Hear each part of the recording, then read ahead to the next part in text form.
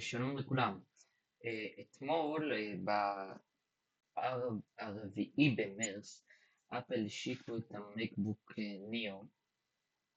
אה, מה שהכי השתגעתי זה שככה נראה אפל דוט קום, כאילו יד בסד, מורידה את האייפון ומסובבים לי את המקבוק כדי שאני כאילו, אנחנו אפל, אנחנו אייפון, אבל אנחנו כאילו יש לנו מקבוק, בוא תקנה את המקבוק. תסתכלו, היד מורידה את זה, את האייפון, ומסתובבת לי, בוא מקבוק.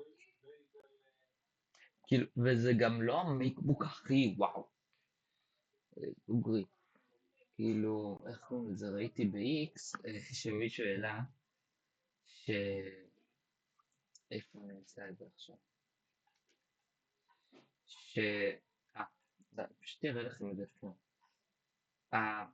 לא פה pre-order, never more. פה יש, איך קוראים לזה?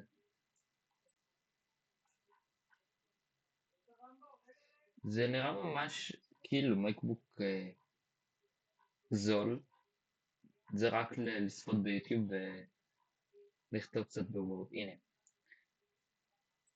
אפל פרו מקס, משהו, איירפוס מקס, כן, זה האוזניות, שהן עולות $500, $599, והמקבוק ניאו עולה גם $599. לא נראה לי קהל היעד המתאים. טוב, ביי.